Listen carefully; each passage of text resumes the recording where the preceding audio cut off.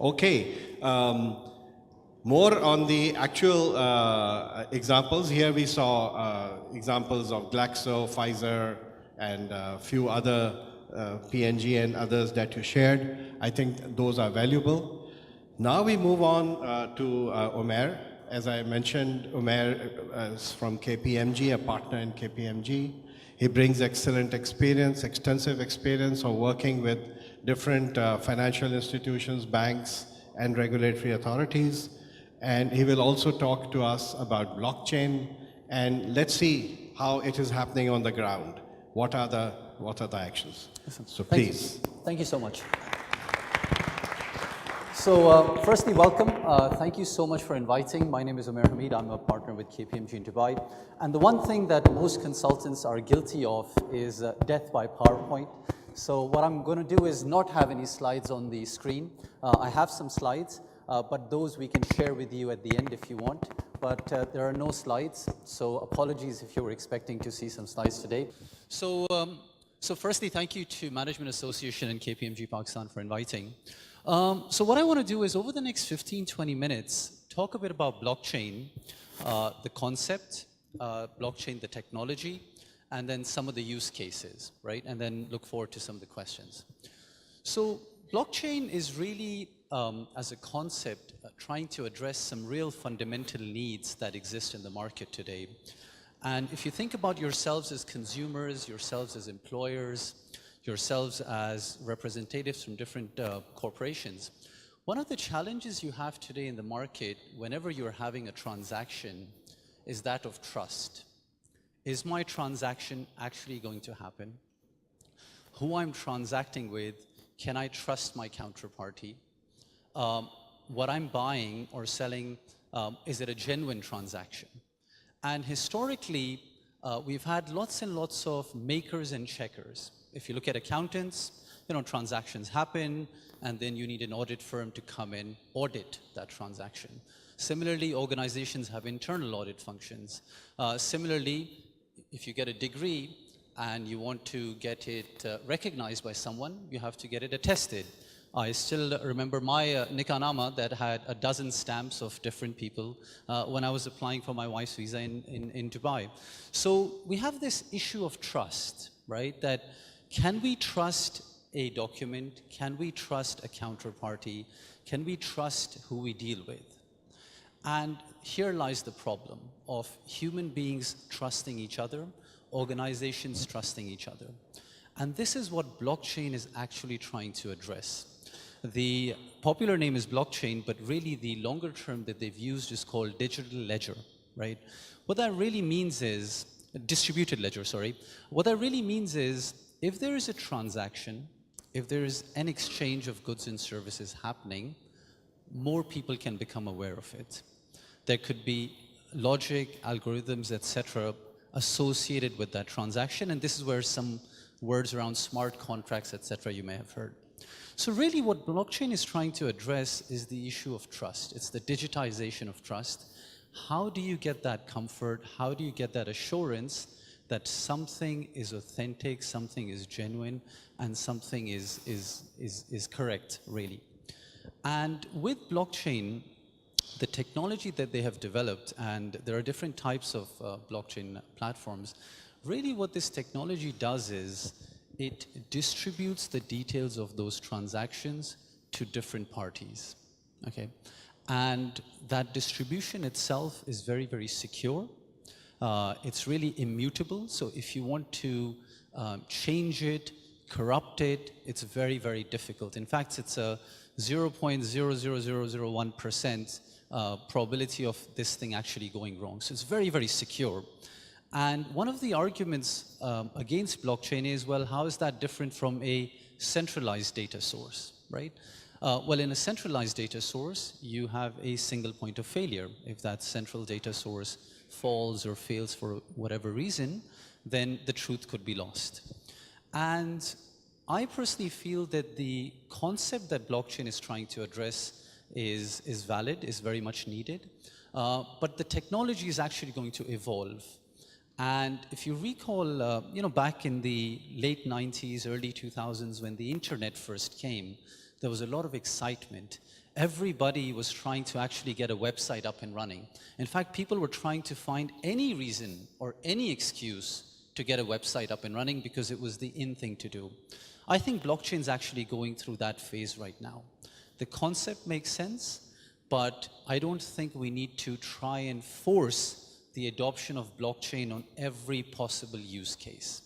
I think there are very valid use cases for blockchain, but I don't think the hype that is going around blockchain saying this is the next big thing, it is probably going to become in due course, but today a lot of the use cases are perhaps a bit far-fetched. If you look around in different parts of the world, and I'll take you through some examples, there are some real valuable use cases. If you look at Dubai, the government of Dubai has said that they want to have all their government services on blockchain in the next few years. I think that will be possible, but not every government service can actually come on blockchain, right? For example, healthcare, right? Healthcare is not something you can force on blockchain, but certainly land registry records, right? Today, if you go buy a property, and for those of you who can afford in defense, there are thick files, right? These files have stamps and papers and documents, etc. And in Saudi Arabia and in Dubai, they want to put all of these on blockchain. And what they mean by that is to say that, look, there is a piece of land. Every time the ownership changes, we will make this record in the distributed ledger. That means different nodes, different servers, different computers, etc., will be aware that this piece of land has transferred ownership to somebody else. Now, if somebody wants to corrupt that, they're not able to do that because that transaction has now been recorded in a manner that everyone is aware. So if anybody tries to corrupt it in one single source, others can actually refute that. And that's the terminology behind distributed ledger. Everybody knows about the transaction, so it becomes very secure and authentic. And if somebody wants to corrupt it, they actually have to make that corruption in every single node, which is nearly impossible, and hence the 0.001%. So land registry is a very relevant use case. Saudi Arabia, in UAE, both these governments are already doing that. Similarly, if you think about instances where you have maker-checker, and this is where I want to use the audit example, right? We have firms who do transactions and then we come in and do auditing of them. But imagine if those transactions all started to come onto blockchain, all started to come in a distributed ledger format in which everybody knew about those transactions in the organization with the different technology, etc. Then what is the auditor really going to be auditing, right? Because there is no risk of fraud or manipulation of those transactions. One project that we recently did in UAE that I had the pleasure of leading was around eKYC. Now, every time one of you goes to a bank to open a bank account, they ask you for a set of documents. Then you go to another bank or you go to an insurance company or a brokerage, etc. They'll again ask you for the same documents. This creates inconvenience. This creates duplication of effort that has already happened, and it creates a cost, right? That, there's a cost of capturing this data, there's a cost of providing this data over and over again, and there's a cost of storing this data. So what we did was we worked with 3 banks and 3 exchange houses to say that, is it possible for one bank to rely on the KYC done by another bank using the blockchain technology?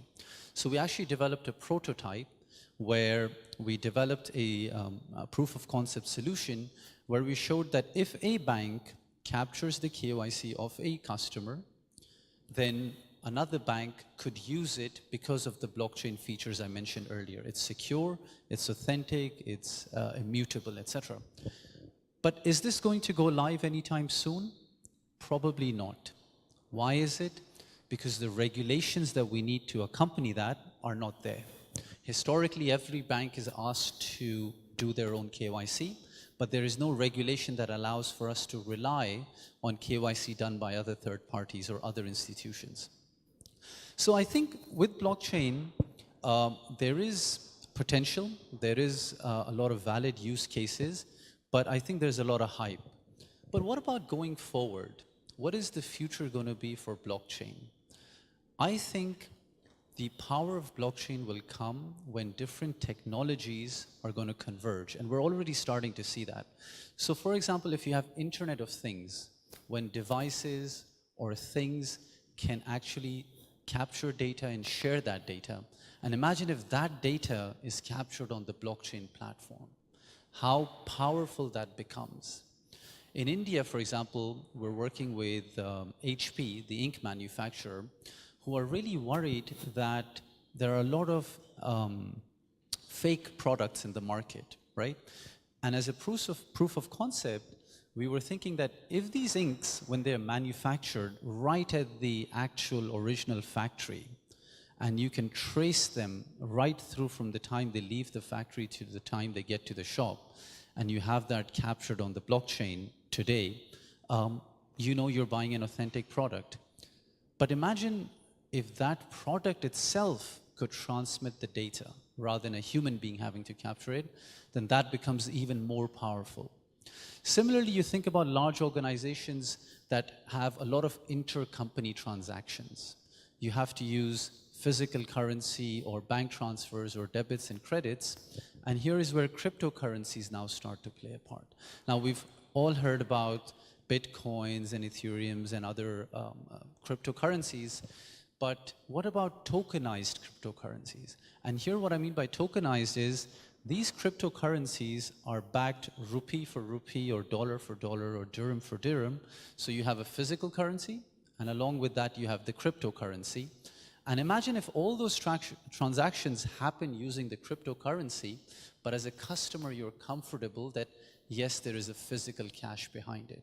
So you just net the transaction rather than having to, do intercompany physical money transfers, etc. So I think what I'm sharing with you are some of the use cases that we're actually seeing. I think there will be a lot more use cases coming forward in the future, but in terms of the hype there is today, I think there is still a lot more hype than reality. I think in a place like Pakistan, I see a lot of potential for blockchain. I'll give you a recent example. I think all of us were following the elections. Even in this day and age, the elections happen, there's a physical paper, in some ink put on your fingers, and somebody at the end of the day is counting those papers, somebody is disputing that, somebody is challenging that. But in the blockchain world, all of that actually disappears. You leverage the distributed ledger technology, you do your vote, it's captured on the ledgers, you know it's authentic because it's cross-referenced with a unique ID, etc. And at the end of the day, the moment the polling closes, the results are out. There's no need to dispute, count, recount, etc. And I think, I can go on in terms of the list of potential use cases, but really the concept very much makes sense.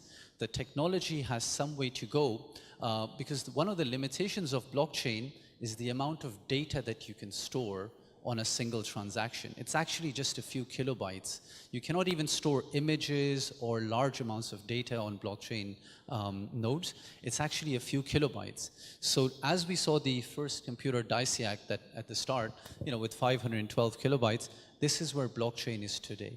Very, very infant, but the potential is huge. And certainly I think over the next 3 to 5 years, we're going to see a lot more evolution and a lot more use cases coming. And I think certainly it goes to the heart of addressing the issue I started the discussion with, is around trust. Blockchain is there to digitize trust, and I think with the right technology and the right progress, we're all going to start to benefit from it in due course. So thank you so much for your time, and look forward to the questions.